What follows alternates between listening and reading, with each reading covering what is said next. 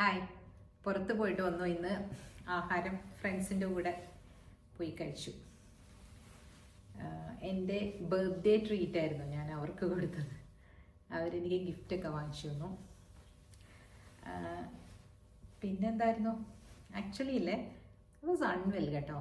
എന്നാലും എനിക്ക് എൻ്റെ ഫ്രണ്ട്സൊക്കെ ദുബായിൽ നിന്ന് വരുന്ന ഒരു കുട്ടി, അപ്പോൾ അവർക്കൊക്കെ വേണ്ടിയിട്ട് എൻ്റെ അസുഖം എനിക്കൊരു കാര്യമേ ആയിട്ട് തോന്നിയില്ല. ഞാൻ അവർക്ക് പ്രോമിസ് ചെയ്തത് എനിക്ക് കൊടുക്കണം എന്നായിരുന്നു. അതേപോലെ തന്നെ ആ കുട്ടികളും എന്നോട് പ്രോമിസ് ചെയ്ത കാരണം തീരെ വയ്യായികയൊക്കെ ഉണ്ടായിട്ട് പോലും ചിലർക്ക് തലവേദന, ചിലർക്ക് മൈഗ്രെയിൻ, പിന്നെ വണ്ടി ഓടിക്കാൻ പറ്റുമോ, കൈവേദന എടുക്കുന്നു എന്നൊക്കെ പറഞ്ഞ് ഓരോരുത്തർക്ക്, ഒരാൾ ദൂരെ യാത്ര കഴിഞ്ഞ് വന്നു, ഒരാൾക്ക് കുഞ്ഞുങ്ങളെ ഒരു സ്ഥലത്ത് ഇരുത്തിയിട്ട് വരണമായിരുന്നു, ഒരു കുട്ടിക്ക് കുട്ടീനെ പോയി പിക്ക് ചെയ്യണം. എല്ലാവരും കറക്റ്റായിട്ട് മാനേജ് ചെയ്താണ് വരുന്നത്. ആലോചിച്ച് നോക്കൂ, അങ്ങനെയുള്ളൊരു ഫ്രണ്ട്സ് സർക്കിളിനെയൊക്കെ കിട്ടുമ്പോൾ നമ്മൾ ഗ്രാറ്റിറ്റ്യൂഡ് വേണം അല്ലേ നമുക്ക്. ഞാൻ അവർക്കുള്ള ഗ്രാറ്റിറ്റ്യൂഡ് പറഞ്ഞുകൊണ്ട് തുടങ്ങട്ടെ കേട്ടോ ഇന്നത്തെ വീഡിയോ. ഇതെന്തിനാണ് ഞാൻ പറഞ്ഞതെന്ന് വെച്ചാൽ, എല്ലാവർക്കും കഴിഞ്ഞ പ്രാവശ്യം ഇത് കയ്യിൽ വെച്ചിട്ടില്ലേ, പ്രസ്സായി പോയിട്ട് വോയിസ് പോയി, അതവിടെ വെക്കട്ടെ, പിന്നെ എടുക്കാം. നമ്മൾ ജീവിതത്തിൽ വിജയിക്കാൻ വേണ്ടിയിട്ട് ഉള്ള കുറച്ച് കാര്യങ്ങളാണ് കേട്ടോ. ഞാൻ വിജയിച്ചു എന്ന് ചോദിച്ചാൽ എൻ്റെ രീതിയിൽ ഞാൻ വിജയിച്ചുല്ലോ. അപ്പം അവരവരുടേതായ രീതിയിൽ വിജയിക്കും. നമ്മളിപ്പോൾ അംബാനി ആയില്ല എന്നായിരിക്കും കേട്ടോ. അംബാനി ആയാലേ വിജയിക്കുള്ളൂ എന്നൊന്നുമില്ലല്ലോ. ഓരോരുത്തരുടെ രീതിയിലുള്ള വിജയങ്ങളാണ് ഞാൻ പറയുന്നത്. അപ്പം നിങ്ങൾ 4 കാര്യങ്ങൾ എന്തായാലും ചെയ്തിരിക്കണം. ഒന്ന്, ഒരു ബുക്ക് എടുത്ത് വെച്ചിട്ട് ഒരു ഗ്രാറ്റിറ്റ്യൂഡ് ബുക്ക്, ആഴ്ചയിൽ ഒരു ദിവസമെങ്കിലും താങ്ക് യു അതിലെഴുതുക. എല്ലാ ദിവസവും എഴുതിയ അത്രയും നല്ലത്. അതിൽ നിങ്ങൾക്ക് ലിസ്റ്റ് ഔട്ട് ചെയ്യാൻ പറ്റിയ അത് ഇനിയും നല്ലത്. പിന്നെ ഒരു കാര്യം എന്താണെന്ന് വെച്ചാൽ, നിങ്ങൾ എന്ത് കാര്യം ചെയ്യുന്നുണ്ടെങ്കിലും അത് കൺസിസ്റ്റൻ്റ് ആയിട്ട് ചെയ്യുക. നിങ്ങളിപ്പോൾ രാവിലെ 7 മണിക്കാണ് എഴുന്നേൽക്കുന്നത് എല്ലാ ദിവസമെങ്കിലും, ഓക്കെ 7 മണിക്ക് തന്നെ എഴുന്നേൽക്കുക. ആ ഹാബിറ്റ് അതേ സമയത്ത് തന്നെ ചെയ്യുക. ഏറ്റവും നല്ലത് 5 മണിക്ക് എഴുന്നേൽക്കുന്നതാണ്. 5 മണിക്ക് എഴുന്നേറ്റാൽ കൂടുതൽ പ്രൊഡക്ടിവിറ്റി ഉണ്ടാകും. പിന്നെ ഇപ്പോൾ എൻ്റെയൊക്കെ ഈ ഹെൽത്ത് ഇഷ്യൂസൊക്കെ വന്നേ പിന്നെ എനിക്കൊരു റാൻഡമായിട്ട് എഴുന്നേൽക്കുന്ന പതിവായി തുടങ്ങി. അപ്പോൾ 3 o'clock എന്തായാലും എഴുന്നേൽക്കും എന്നുള്ളത് കൊണ്ട് ഞാനതൊരു പ്രാർത്ഥനാ ടൈമാക്കി മാറ്റി. 10-11 മിനിറ്റ് പ്രാർത്ഥിക്കും. അത് എഴുന്നേറ്റ് പോകുന്നതാണ്. എന്തുകൊണ്ടാണെന്ന് വെച്ചാൽ, പല വിധത്തിലുള്ള ഇതല്ലേ ഈ മെനോപോസ് ഇഷ്യൂസിൻ്റെ ഇത് ഇങ്ങനെ കണ്ടിന്യൂ ചെയ്തുകൊണ്ടിരിക്കുന്നതാണ്. I am just battling that. അപ്പോൾ എല്ലാവർക്കും ഉണ്ടാവുമല്ലോ, എൻ്റെ പ്രായമുള്ളവർക്ക് അതൊക്കെ ഉണ്ടാവും. ചെറുപ്പക്കാർക്കാണെങ്കിൽ ഉറപ്പായിട്ടും 5 മണിക്ക് എഴുന്നേക്കാം. അവർക്ക് കോളേജുകളിൽ പോവുക, സ്കൂളിൽ പോവുക, പഠിപ്പിക്കാൻ പോകുന്നവർ പഠിപ്പിക്കാൻ പോവുക, ജോലികൾക്ക് പോകുന്നവർ ജോലികൾക്ക് പോവുക. അതൊക്കെ ചെയ്യുമ്പോൾ 5 മണിക്ക് എഴുന്നേറ്റാൽ you will have your own time. അത് കൺസിസ്റ്റൻ്റ് ആയിട്ട് ചെയ്യുക, ഏത് കാര്യമാണെങ്കിലും. അപ്പം ഗ്രാറ്റിറ്റ്യൂഡ് കൊടുക്കുക, കൺസിസ്റ്റൻസി ഉണ്ടാക്കുക, ഇതെല്ലാം ജീവിതത്തിൽ മസ്റ്റാണ് കേട്ടോ. അതുണ്ടെങ്കിൽ മാത്രമാണ് അടുത്ത സ്റ്റെപ്പിലേക്ക് നമുക്ക് പറ്റുള്ളൂ. അടുത്തത് സ്പിരിച്വാലിറ്റിയാണ്. ഞാൻ എപ്പോഴും പോലെ പറയുന്നത്, ഏത് ദൈവത്തിൽ നിങ്ങൾ വിശ്വസിക്കുന്നോ ഇല്ലയോ, നിങ്ങൾക്കൊരു പ്രാക്ടീസ് ഉണ്ടാക്കുക. മെഡിറ്റേഷൻ പ്രാക്ടീസ്, പ്രെയർ പ്രാക്ടീസ്, ഇതെല്ലാം ഉണ്ടാക്കുക. പിന്നെ 4മതൊരു കാര്യം, ആരെയും ഇങ്ങനെ താഴ്ന്നു കാണാതിരിക്കുക, ആരെയും ഇങ്ങനെ ഉയർത്തി കാണാതിരിക്കുക. അതെപ്പോഴും ഞാൻ സദ്ഗുരു പറയുന്നതാണ് ഞാൻ കേട്ടിരിക്കുന്നത് കേട്ടോ. പലതിലുണ്ട്. തുല്യതയോടുകൂടി കാണുക, സമഭാവനയോടുകൂടി കാണുക. അങ്ങനെ കാണുമ്പോൾ മാത്രമാണ് നമുക്ക് കൈ കോർത്ത് പിടിച്ച് മുന്നേറാൻ പറ്റുള്ളൂ. എന്തിനാണ് ഇപ്പം നമ്മുടെ വീട്ടിൽ ജോലിക്ക് വരുന്ന ഒരാളെയാണെങ്കിലും സമഭാവനയോടുകൂടി കാണുക. എനിക്ക് ഈ വീട്ടിലെ മുതലാളിയാണ് ഞാൻ എന്നുള്ളൊരു ചിന്ത എനിക്കുണ്ട്. അപ്പം എൻ്റെ കൂടെ വന്ന് ജോലി ചെയ്യുന്ന ആ കുട്ടിയെ ഞാൻ അതുപോലെ ട്രീറ്റ് ചെയ്ത് കഴിഞ്ഞാൽ അത് നല്ലതല്ല. സഹജീവിയോട് നമ്മൾ കാണിക്കുന്ന ഒരു എന്താ അതിന് പറയുക, അഹങ്കാരം തന്നെയാണ്. അങ്ങനെ കാണിക്കാനേ പാടില്ല. എന്തുകൊണ്ടാണ്? നമ്മളുടെ കൈകളും നമ്മളുടെ കണ്ണുകളും പോലെ തന്നെയാണ് എല്ലാ അവയവങ്ങളും സിമിലർ ആയിരിക്കും അവർക്ക് അല്ലേ. രൂപത്തിൽ മാത്രമായിരിക്കും വ്യത്യാസം ഉണ്ടാവുള്ളൂ. അവരുടെ ജന്മം എവിടെ എടുക്കണമെന്നുള്ളത് അവർ തീരുമാനിച്ചതല്ല, നമ്മളുടേതും നമ്മൾ തീരുമാനിച്ചതല്ല. അപ്പം ലക്കിൻ്റെ പ്രഭാവം എവിടെയോ ഉണ്ടായിട്ടുണ്ട് അല്ലേ. ആ കുട്ടി നമ്മളുടെ അടുത്ത് വന്ന് സേവനം അവരുടേതായ രീതിയിൽ ചെയ്യുന്നുണ്ടെങ്കിൽ നമ്മൾ അത് പ്രസാദ ബുദ്ധിയോടുകൂടി വാങ്ങുക. അവർക്ക് കൊടുക്കുന്ന വേതനം അവരും പ്രസാദ ബുദ്ധിയോടുകൂടി വാങ്ങണം. ഇത് രണ്ടും ഉണ്ടെങ്കിലുണ്ടല്ലോ ജീവിതത്തിൽ നന്നായിട്ട് നമുക്ക് മുന്നേറാൻ സാധിക്കും എന്നാണ് എനിക്ക് തോന്നുന്നത്. എനിക്കതൊരു എന്നെ ചുറ്റിപ്പറ്റി നിൽക്കുന്ന ആളുകൾക്ക് എല്ലാവർക്കും അത് അറിയുകയും ചെയ്യാം, ഞാൻ എന്താണ് അങ്ങനെ ചെയ്യുന്നുണ്ടോ ഇല്ലയോ എന്നൊക്കെ. ഇല്ലെങ്കിൽ അവരൊക്കെ കേൾക്കുന്നതല്ലേ, അവർക്കൊക്കെ ഒന്ന് പറയാമല്ലോ എൻ്റെ അടുത്ത്, ചേച്ചി ഇവിടെ ഇരുന്ന് പ്രസംഗിക്കുന്ന, അല്ലാത്ത സമയത്ത് അങ്ങനെയല്ല ആരും പറയില്ല. അതെ, നേരെ വാ നേരെ പോവായിരിക്കണം. ഇങ്ങനെ കറങ്ങി ഇങ്ങനെ മൂക്കിൽ തൊടുന്ന പരിപാടി എനിക്കില്ല കേട്ടോ. നിങ്ങൾ കേൾക്കുന്നവർക്ക് അത് അറിയണ്ടോ. അപ്പം നമ്മൾ പറഞ്ഞു വന്ന ഈ ഗ്രാറ്റിറ്റ്യൂഡ് ബുക്ക് എന്തായാലും ഓരോരുത്തർ വെക്കണം. പിന്നെ കൺസിസ്റ്റൻ്റ് ആയിട്ട് കാര്യങ്ങൾ ചെയ്യണം. പിന്നെ ഈ പറഞ്ഞ പോലെ സമഭാവനയോടുകൂടി ആളുകളെ കാണണം. പിന്നെ പണം എന്ന് പറയുന്ന ഒരു എനർജിയാണെന്നുള്ളതും എപ്പോഴും മനസ്സിലാക്കണം. പണത്തിനെ ഞാൻ മഹാലക്ഷ്മിയോട് ഉപമിച്ചിട്ട് ഞാനൊരു വീഡിയോ ഇട്ടിരുന്നില്ലേ, അതിനകത്ത് അധികവും ആണുങ്ങളാണ് കേട്ടോ വന്ന് പറയുന്നത്, ആരാ മഹാലക്ഷ്മി, മോളാ അങ്ങനെ ചോദിക്കുന്നു. ഞാൻ ചിലതിലൊക്കെ പറഞ്ഞു അമ്മയാണെന്ന് പറഞ്ഞു കേട്ടോ. എന്നാലും ഞാൻ വിചാരിക്കുകയാണ്, അവർക്ക് അറിയാഞ്ഞിട്ടല്ല, അവർ കളിയാക്കുന്നതാണ്. അല്ലെങ്കിൽ മറ്റു മതസ്ഥർക്ക് ചിലർ, എന്നെ ഇവിടെ എല്ലാവരും കാണുന്നുണ്ട്, അവർക്ക് അറിയാം ഞാൻ എന്തുകൊണ്ടാണ് മഹാലക്ഷ്മി എന്ന് പറഞ്ഞതെന്ന്. അവർക്ക് അങ്ങനെയൊന്നും തോന്നുമെന്ന് എനിക്ക് തോന്നുന്നുമില്ല. നല്ല നല്ല ചിന്താഗതികളുള്ള ആളുകളാണ് എന്നെ കാണുന്നവർ, എനിക്കറിയാം. 1-2 പേര് എനിക്ക് നെഗറ്റീവ് ഇടാറുണ്ട്, അത് എന്നെ വേദനിപ്പിക്കാറുണ്ട്. നെഗറ്റീവ് വേദനിപ്പിക്കും, പക്ഷെ അതുകൊണ്ട് നമ്മൾ തളരൊന്നുമില്ല. വേദനിപ്പിക്കും പക്ഷെ തളരില്ല. അതിലെന്താ, ഒരു ലേഡി ഉണ്ടല്ലോ ഉഷ എന്ന് പറഞ്ഞിട്ട്, ഉഷ കറക്റ്റായിട്ടുള്ള പേര് പറയട്ടെ, ഉഷ. ഒരുപാട് പേര് നല്ല കമൻസ് എന്നെ ഫോളോ ചെയ്യുന്ന നല്ല നല്ല ആളുകളുണ്ട് ഇതിൽ. അതിനകത്ത് വേറൊരു സ്ത്രീ വന്നിട്ട് എഴുതിയിട്ടുണ്ട്, എന്തൊക്കെയാണ് എഴുതുന്നതെന്ന് അറിയാം. അത് ഒരെണ്ണം ഞാൻ ഡിലീറ്റ് ചെയ്ത് കളഞ്ഞു. 1-2 പേരാണല്ലോ കേട്ടോ അങ്ങനെ. ഒരാൾ അത് എഴുതിയിട്ടുണ്ടായിരുന്നു. പക്ഷെ അത് ഈ പറഞ്ഞ പോലെ എനിക്ക് പറയാൻ ബുദ്ധിമുട്ടുണ്ട്, എന്നാലും ഞാൻ പറയാം. പട്ടികൾ കുരച്ചുകൊണ്ടേയിരിക്കും, കച്ചവട സംഘം മുന്നോട്ട്, അല്ലേ? കാണാൻ ഇഷ്ടമുള്ളവരല്ലേ എന്നെ കാണുന്നുള്ളത്. ഇപ്പോഴും ഞാൻ പറയാറുണ്ട്, ഇഷ്ടമുള്ളവർ മാത്രം കണ്ടാൽ മതി. വെറുതെ ഇതിനകത്ത് ഞാൻ വന്ന് പറയുന്നതിലെ കുറ്റം കണ്ടുപിടിക്കാൻ വേണ്ടി ഇരുന്നിട്ട് കമൻ്റ് അടിച്ചുകൊണ്ട് പോകുന്നവരുണ്ട്. അത് അവരുടെ മനസ്സ് ചഞ്ചലപ്പെടും, അത്രയേ ഉള്ളൂ. എനിക്കെന്താ അല്ലേ, വേദനിക്കുമെന്ന് ചോദിച്ചു, ചെറുതായിട്ട് വേദനിക്കും, പക്ഷെ പറഞ്ഞിട്ട് പോട്ടെന്നേ, അത് അവരുടെ വിവരമില്ലായ്മ എന്ന് വിചാരിക്കും, അല്ലേ? ആരോ ഒരാൾ ഇതിനകത്ത് അങ്ങനെ എഴുതിയിട്ടുണ്ടായിരുന്നു, എന്താണ് അറിവിൻ്റെ നിറകുടം പറയുന്നതെന്ന്. ഞാനെങ്ങും പറഞ്ഞില്ല ഞാൻ അറിവിൻ്റെ നിറകുടമാണെന്ന്. അങ്ങനെ ആരെങ്കിലും ഉണ്ടാവുമോ? കറ്റത് കയ്യളവ്, കറ്റാത്തത് ഉലകമളകുന്നാണ് തമിഴിലുള്ള പഴമൊഴി. എന്ന് പറഞ്ഞാൽ നമ്മൾ പഠിച്ചത് ഇത്രയേ ഉള്ളൂ, ഒരു കൈയുടെ ഉള്ളിൽ ഒതുങ്ങാവുന്നതേ ഉള്ളൂ. അല്ലാത്തത് ഉലകം മുഴുവനും ഉണ്ട്, അറിയാൻ വയ്യാത്ത കാര്യങ്ങൾ, അല്ലേ? അപ്പം ഈ ലക്ഷ്മി എന്ന് പറഞ്ഞതിന് വേറെ കുറേ ആളുകൾ വേറെ റീൽസ് കേട്ടിട്ടുണ്ട്. മഹാലക്ഷ്മി എന്ന് തന്നെയാണ് പണത്തിന് വേണ്ടി ഉപയോഗിക്കുന്ന പദം. അതിപ്പോൾ എന്ത് ചെയ്യാൻ പറ്റും? അങ്ങനെ ഒരു സ്ത്രീയുടെ പേരായിപ്പോയി, അതൊരു ഹിന്ദു ദൈവത്തിൻ്റെ പേരായിപ്പോയി. വേറെ എന്തെങ്കിലും പേരുണ്ടെങ്കിൽ അത് പറഞ്ഞത് ഞാൻ ഉപയോഗിക്കാം കേട്ടോ, എനിക്ക് അതൊന്നും കുഴപ്പമൊന്നുമുള്ള കാര്യമില്ല. അറിയാവുന്നത് ഞാൻ പ്രാക്ടീസ് ചെയ്ത് വന്ന കാര്യങ്ങൾ, പ്രാക്ടീസ് എന്ന് പറഞ്ഞാൽ ഞാൻ കണ്ടു വളർന്ന കാര്യങ്ങൾ നമ്മൾ അങ്ങനെയല്ലേ കേൾക്കുന്നത്. മഹാലക്ഷ്മിയാണ്, അല്ലെങ്കിൽ ബുക്ക് വയ്ക്കുമ്പോൾ സരസ്വതിയാണ്, ചവിട്ടരുത്, തലയിൽ തൊട്ട് വയ്ക്കൂ, അങ്ങനെയൊക്കെ നെറുകയിൽ തൊട്ട് വയ്ക്കൂ എന്നൊക്കെ പറഞ്ഞ് നമ്മൾ കേട്ടിട്ടുണ്ട്. ഇതൊരു കാര്യം ഞാൻ പറയണമെന്ന് വിചാരിച്ചു. സോ നിങ്ങളത് അതിനൊരു എനർജി ആയിട്ട് തന്നെ കാണുക, അതിനെ പൂജനീയമായ രീതിയിൽ മാത്രം ഉപയോഗിക്കുക. അത് പല പ്രാവശ്യം ഞാൻ പറയുന്നുണ്ട്. ഞാൻ കുറച്ച് 2-3 പ്രാവശ്യം ഞാനത് കണ്ടു ഒരാളങ്ങനെ ചെയ്യുന്നത്. പൈസയില്ലേ ഇങ്ങനെ ചുരുട്ടി കൂട്ടിയിടുന്ന ആളുകൾ, അവരുടെ വീട്ടിൽ ഞാൻ ചെറുപ്പത്തിലേ കണ്ടിട്ടുണ്ട് ചില കസിൻസൊക്കെ അങ്ങനെ ചെയ്യുന്നത് കേട്ടോ. പിന്നെ അവരുടെ കയ്യിൽ പണമേ ഇല്ല എന്നുള്ളതാണ്, പണം വരുന്നേ ഇല്ല. പിന്നെ ചുരുട്ടിയ പൈസ ഇങ്ങനെ ഈ മേശയിൽ കൊണ്ടുവന്ന് ചുരുട്ടി ഇടും. 10ൻ്റെ നോട്ടൊക്കെ ഇങ്ങനെ ക്രംബിൾ ചെയ്തിട്ടേക്കുന്ന കാണാം. നമുക്കൊരു കാണുമ്പോൾ തന്നെയല്ലേ, ദൈവമേ ഇത് പണമല്ലേ ഇങ്ങനെ ഈ ചുരുട്ടി ഇങ്ങനെ ഇട്ടിരിക്കുന്നത്. അതൊക്കെ അടക്കി എനിക്കിഷ്ടമായിരുന്നു. ഞാൻ അവിടെ ചെല്ലുമ്പോഴേ ഞാനതെടുത്ത് ഇങ്ങനെ അടക്കിയൊക്കെ വെക്കുമായിരുന്നു വലിയമ്മയുടെ വീട്ടിൽ. പക്ഷെ അത് ശരിയല്ല, അവർക്ക് പിന്നീട് അതുപോലെ പണം ഉണ്ടാക്കാൻ പറ്റാതെ വന്ന അവസ്ഥയൊക്കെ ഞാൻ കണ്ടിട്ടുണ്ട്. പ്രാക്ടിക്കലായിട്ട് കണ്ട കാര്യമാണ് കേട്ടോ ഞാനിവിടെ പറയുന്നത്. ചെയ്യാൻ പാടില്ല. അതേപോലെ നമ്മളുടെ കയ്യിൽ ഒരുപാട് പണം പേഴ്സിലുണ്ടെന്ന് വിചാരിക്കും, അതിങ്ങനെ മലർക്ക തുറന്നിട്ട് അത് മുഴുവൻ ഇങ്ങനെ എടുത്ത് ഇങ്ങനെ നോക്കി അതിൽ നിന്ന് 10 രൂപ എടുത്ത് ഒരാൾക്ക് കൊടുക്കരുത്, കാണിക്കരുത്. അങ്ങനെ നമ്മൾ അതിൻ്റെ ഉള്ളിൽ കോപ്യമായ രീതിയിൽ എടുത്തിട്ട് കൊടുക്കണം. ഒരുപാട് ഇങ്ങനെ സ്പ്രെഡ് ചെയ്ത് ആ 10 രൂപ കൊടുക്കാനുള്ള ആളുടെ മുമ്പിൽ വെച്ചിട്ട് 100ൻ്റെ 20 നോട്ടുകൾ കണ്ട ആ മനുഷ്യന് തോന്നുന്ന ഒരു വികാരം ഉണ്ടല്ലോ, അത് നമുക്ക് മനസ്സിലാവില്ല. കാരണം നമ്മളങ്ങനെ ചിന്തിക്കുന്നുണ്ടാവില്ല, അതുകൊണ്ടാണ്. അപ്പം നമ്മൾ ചിന്തിച്ച് ചെയ്യണം കേട്ടോ. ഇതിന് മുമ്പ് ഒരു പ്രാവശ്യം ഞാൻ പറഞ്ഞില്ലേ, പി വിജയൻ സാറിൻ്റെ ക്ലാസ്സുകളിൽ അതിൽ ഞാൻ കേൾക്കുന്നതാണ് അതൊക്കെ. അതിനകത്ത് അദ്ദേഹം പറയുന്നുണ്ട്, ഈ പൈസ നമ്മൾ ആർക്കെങ്കിലും കൊടുക്കുമ്പോൾ ചില്ലറ മേടിക്കരുതെന്ന് പറയുന്നത്.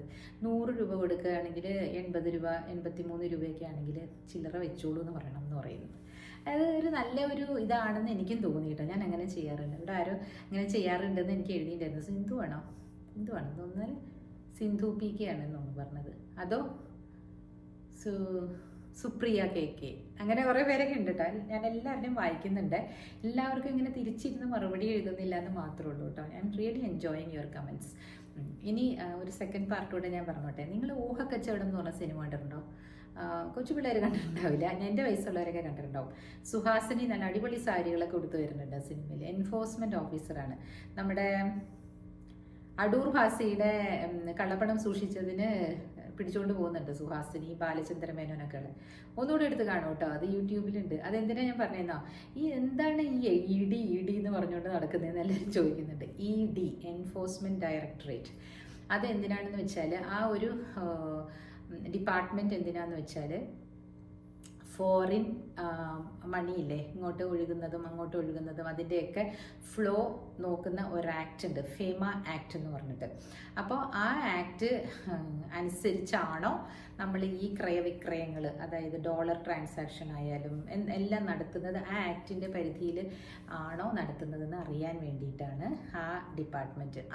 അതിനെ ഓവർകം ചെയ്ത് പല രീതിയിലുള്ള ഈ ഹവാല ഇടപാടെന്നൊക്കെ പറയില്ലേ, അങ്ങനെയൊക്കെ ചെയ്യുന്നുണ്ടെങ്കിൽ പിടിക്കുന്ന ഒരു ഡിപ്പാർട്ട്മെൻറ്റാണ് എൻഫോഴ്സ്മെൻറ്റ് ഡയറക്ടറേറ്റ് കേട്ടോ.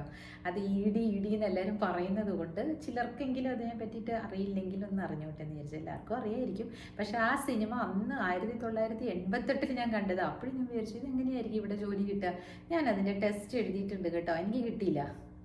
ഡിഗ്രി കഴിഞ്ഞ ഉടനെ അതിൻ്റെ ടെസ്റ്റൊക്കെ വരും. കുറേ ടെസ്റ്റ് എഴുതിയിട്ടുണ്ട്, ഒന്നിലും ഞാൻ ക്വാളിഫൈ ആയില്ല എന്നുള്ളത് എന്താണാവോ. അന്നത്തെ ആ സമയത്ത് എനിക്ക് ഇത്ര നോളജ് ഇല്ല. അന്നേ ഞാൻ ഭയങ്കര അറിവാളിയാണെന്ന് പറഞ്ഞാൽ നടന്നിരുന്നത്. അപ്പം ഈ പറഞ്ഞ പോലെ നിറകുടം തുളുമ്പാറില്ല കേട്ടോ. ശരി, അത് പോട്ടെ. അപ്പോൾ അതിൽ എഴുതിയിട്ട് കിട്ടിയില്ല. ഞാൻ IASൻ്റെ പ്രിലിമിനറിയും എഴുതിയിട്ടുണ്ട്. ആകെ 5ഓ 6ഓ ക്വസ്റ്റ്യനാണ് ഞാൻ പാസ്സായി, എനിക്ക് ഉത്തരം കറക്റ്റായിട്ട് കിട്ടിയിട്ടുണ്ടാവുള്ളൂ. അതൊരു വേറെ തലം. പോട്ടെ, എല്ലാവർക്കും അതൊന്നും പറ്റില്ല അല്ലേ. അപ്പോൾ ഊഹക്കച്ചവടം സിനിമയിലെ അതെടുത്ത് നോക്കിയാൽ ഈ എൻഫോഴ്സ്മെൻറ്റ് ഡയറക്ടറേറ്റ് എങ്ങനെയാണ് വർക്ക് ചെയ്യുന്നതെന്ന് നമുക്ക് മനസ്സിലാക്കാൻ പറ്റും. അതന്നെയാണ് ആ സിനിമയുടെ ഇത് പറഞ്ഞത്. കള്ളപ്പണം ഉള്ളിടത്ത് പോകുന്നു, റെയ്ഡ് നടത്തുന്നു, വളരെ ഇത് പിടിച്ച ജോലിയാണ് അതിൽ. അതേപോലെ തന്നെ ഇവർ എയർ ഹോസ്റ്റസ് ആയിട്ടും കസ്റ്റംസ് ഓഫീസറായിട്ടൊക്കെ അഭിനയിച്ചിട്ടുണ്ട് എന്നാണ്. കസ്റ്റംസ് ഓഫീസറായിട്ട് സുഹാസിനി അല്ലെന്ന് തോന്നുന്നു, മമ്മൂട്ടിയൊക്കെ ഉണ്ടല്ലേ. നല്ല രസം. പണ്ടത്തെ മൂവീസ് ആലോചിച്ച് നോക്കിയാൽ നമുക്ക് എന്തുമാത്രം അറിവുകൾ വരും. 72 ജനിച്ച ഞാൻ 88 ആ മൂവി കാണുമ്പോൾ എനിക്ക് 16 വയസ്സല്ലേ ഉള്ളൂ അല്ലേ. 16 വയസ്സില്ലേ? അത് തന്നെ, 14. മാത്സ് ഉണ്ടോ? 88 72 16 വയസ്സ്, 10ാം ക്ലാസ് കഴിഞ്ഞിട്ടുണ്ടാവും. ഓർമ്മയുണ്ട്, എനിക്കത് കണ്ടതെല്ലാം ഓർമ്മയുണ്ട്. അപ്പോൾ അത്രയും വയസ്സൊക്കെ ഉണ്ടാവും. അതുകൊണ്ടാണ് ഈ ED എന്ന് മനസ്സിൽ കിടന്നിരുന്നത്, എൻഫോഴ്സ്മെൻറ്റ് ഡയറക്ടറേറ്റ്. എൻഫോഴ്സ്മെൻറ്റ് എന്താണ് അതിൽ ചോദിക്കുന്നത്, എല്ലാവരും അല്ലേ എന്ന് ചോദിക്കുന്നത്, ആ ഒരു വേർഡാണ് അതിൽ ഉപയോഗിക്കുന്നത്. അതെൻ്റെ മനസ്സിൽ ഇപ്പോഴും കിടപ്പുണ്ട്. പിന്നെ അറിവില്ലാത്ത കാര്യങ്ങളിൽ ഞാൻ ഒന്നിലും അഭിപ്രായം പറയാൻ പോകാറില്ലാത്തത്. എനിക്ക് പൊളിറ്റിക്സ് അത്രയൊന്നും അറിയില്ല. അതുകൊണ്ട് ഞാൻ ആ പൊളിറ്റിക്സിൻ്റെ വശത്തേക്ക് അത്ര അങ്ങോട്ട് ചെല്ലാറില്ല. ഈ സിനിമയിലുള്ള പൊളിറ്റിക്സും പിന്നെ ഈ സിനിമ എന്താണ്, നിങ്ങൾ എന്തിനാ ഇങ്ങനെ ഇതിൻ്റെ പിന്നാലെ പോകുന്നത് മക്കളെ? വേറെ ചെറിയ മക്കൾ കേൾക്കുന്നുണ്ടെങ്കിൽ, ആൺകുട്ടികൾ കാണുന്നുണ്ടെങ്കിൽ, ആരും കാണൂല, എന്നാലും അവരുടെ അമ്മമാരൊന്ന് പറഞ്ഞു കൊടുക്കൂ. ഞാനൊരു കാര്യം ചോദിക്കട്ടെ, ഈ മൂവി എന്നൊക്കെ പറയുന്നത് ബിസിനസ് അല്ലേ? അതിന് എന്തിനാ കൂടുതലായിട്ട് ഇത് കാണാൻ പോകുന്നത്? മൂവീസിലൂടെ കണ്ടിട്ട് തന്നെയല്ലേ നമ്മൾ ഓരോ ചരിത്രവും മനസ്സിലാക്കി എടുക്കുന്നത് അല്ലേ? അപ്പോൾ വികലമായിട്ടുള്ള ചരിത്രങ്ങൾ അതിലുണ്ടെങ്കിൽ അത് മനസ്സിലാക്കണ്ട. രണ്ട് വശത്തു നിന്നുള്ളത് അവരിടും. ഇപ്പോൾ നെറ്റ്ഫ്ലിക്സിൽ എമർജൻസി എന്ന് പറഞ്ഞിട്ട് ഒരു ഇതുണ്ട്, ഇന്ദിരാഗാന്ധിയെ പറ്റിയാണ്. ഇന്ദിരാഗാന്ധിയുടെ ആ ഒരു തൻപോരിമയും, ആക്ച്വലി അത് നോക്കിയിട്ടുണ്ടെങ്കിൽ ഇന്ദിരാഗാന്ധിക്ക് എഗൻസ്റ്റ് ആയിട്ടാണ് ആ സിനിമയിൽ പറയുന്നതെങ്കിലും ഇന്ദിരാഗാന്ധിയെ മനസ്സിലാക്കുന്നവർക്ക് അവരോട് എനിക്ക് ഉറപ്പൊന്നും തോന്നിയില്ല. പക്ഷേ ഒരു നിമിഷം നമ്മൾ ആലോചിക്കും, ഇവർക്ക് എന്തൊരു തലക്കനവാ, അവരങ്ങനെ ആയിരുന്നിരിക്കണം. അപ്പോൾ അത് പോർട്രേ ചെയ്ത് കാണിച്ചിരിക്കുകയാണ് അതിനകത്ത്. ആ സിനിമ ഒന്ന് കണ്ടു നോക്കൂട്ടോ, നെറ്റ്ഫ്ലിക്സ് ഉള്ളവർ. അതിനകത്ത് മനസ്സിലാവും എങ്ങനെയാണ് എമർജൻസി ഒക്കെ ഉണ്ടായിരുന്നത്. പക്ഷേ അതിനകത്ത് എല്ലാം കാണിക്കുന്നത് ഈ പ്രധാനമന്ത്രി അതിൽ ശരിയായിട്ടല്ല ചെയ്തതെന്നുള്ള മട്ടിലേക്ക് കാണിക്കുന്നുണ്ട്. പക്ഷേ നമുക്ക് ചരിത്രം മനസ്സിലാക്കി എടുക്കാൻ പറ്റും. കുറേ നാളുകൾ നമ്മൾ ഈ ഹിസ്റ്ററി ബുക്സിൽ വായിച്ചിരുന്ന ചരിത്രങ്ങളൊക്കെ അല്ലേ നമ്മൾ പഠിച്ചുകൊണ്ടിരുന്നത്. നമ്മളത് എങ്ങനെ മനസ്സിലാക്കുന്നു എന്നുള്ളത് നമുക്കന്ന് ബുദ്ധി വളർന്നിട്ടുണ്ട്. അതിലെന്താ എഴുതി വെച്ചിരിക്കുന്നത് അതങ്ങോട്ട് കാണാപ്പാഠം പഠിക്കും. സിപായി ലഹള, അല്ലെങ്കിൽ പ്ലാസി യുദ്ധം ഏത് വർഷത്തിലാണ് നടന്നത്, ജാലിയൻ വാല ബാഗ്, ഇതെല്ലാം നമ്മൾ അന്നിങ്ങനെ കാണാതെ പഠിച്ചു പോന്നു. ഓക്കെ, പഞ്ചാബിലാണ് ജാലിയൻ വാലിയ ബാഗ് നടന്നതെന്ന് നിങ്ങൾക്കറിയാം. പഞ്ചാബിൽ ജനറൽ ഡയർ ആ പേരൊക്കെ എനിക്ക് നല്ല ഓർമ്മയാണ് കേട്ടോ. അത് കാരണം എന്താണെന്നറിയോ, അത് കഴിഞ്ഞിട്ട് പിന്നെ ഈ അടുത്ത ഒരു മൂവിയും കൂടെ വന്നായിരുന്നു, പരി എന്ന് പറഞ്ഞിട്ടൊരു മൂവി. അതായത് ആ സമയത്ത് മരിച്ചുപോയ ആ ഒരു ആത്മാവ് ഗതി കിട്ടാതെ അല്ലെങ്കിൽ അതിനറിയില്ല 1919 കഴിഞ്ഞു എന്ന് അറിയണില്ല, അത് 2015 അത് ഇങ്ങനെ വരികയാണ്. ഇങ്ങനെ ആ ആത്മാവ് വന്നിട്ട് ഇങ്ങനെ അയ്യോ എന്നുള്ള മട്ടിൽ നിൽക്കുന്നതാണ്. അതിപ്പോഴും അതിൻ്റെ കാമുകനെ നോക്കിയിരിക്കുന്നു. 1919 ജാലിയൻവാല ബാഗിൽ മരിച്ചുപോയി ആ കാമുകൻ, അത് ഇതിനറിയില്ല. അതൊക്കെയാണ് ആ കഥ. അപ്പോൾ നമുക്ക് ആ ചരിത്രം അറിയാമെങ്കിൽ മാത്രമാണ് നമ്മൾ ഈ പുതിയ കാലത്തെ മൂവി കാണുമ്പോഴും നമുക്കത് പിടികിട്ടുള്ളൂ. സോ മൂവീസ് ആർ ലൈക്ക് മൂവീസായിട്ട് കാണണം അല്ലേ. അപ്പോൾ ഞാൻ പറഞ്ഞു വന്നത്, ഈ പഞ്ചാബിലുള്ള ആൾക്കാരിൽ അവരുടെ മിക്കവാറും വീടുകളിൽ ഒരാളെങ്കിലും ആ ഒരു എൻക്ലോഷറിൽ പെട്ടുപോയിട്ടുണ്ട്. അത് ജാലിയൻവാല ബാഗിൽ ആ പ്രെയർ മീറ്റിൽ പോയിട്ട് കൊല്ലപ്പെട്ടിട്ടുണ്ട്. അങ്ങനെയുള്ള ആൾക്കാരെ ലണ്ടനിൽ ബ്രിട്ടീഷ് മ്യൂസിയം ഉണ്ട് കേട്ടോ, അവിടെ പോയിരുന്നു ഞാൻ. അതിൻ്റെ മുമ്പിൽ ഈ ജനറൽ ഡയറിൻ്റെ ഇതുണ്ട്, അതികായ പ്രതിമ.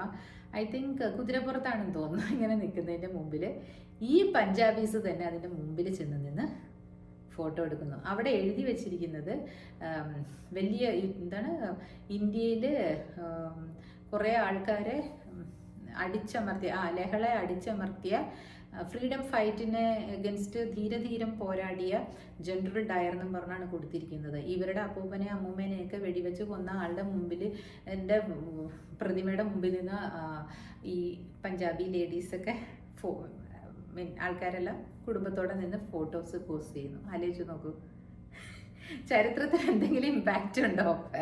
അവർ മറന്നുപോയില്ലേ? അതായത് 1 or 2 തലമുറ കഴിഞ്ഞപ്പോഴേക്കും കഴിഞ്ഞു. അത് അവർക്കൊരു ഹോളിഡേ സ്പോട്ടായിട്ട് മാറി എന്നാണ് ഞാൻ പറയുന്നത്. ഇപ്പം നമ്മൾ ഈ കാണുന്ന ഈ സിനിമയ്ക്ക് വേണ്ടിയിട്ട് ആളുകൾ തമ്മിൽ അടിക്കുന്നു, കുത്തുന്നു, എന്തിനാണത് എന്ന ഒരു തലമുറ കൂടെ കഴിയുമ്പോൾ ഇറ്റ്സ് ഗോൺ.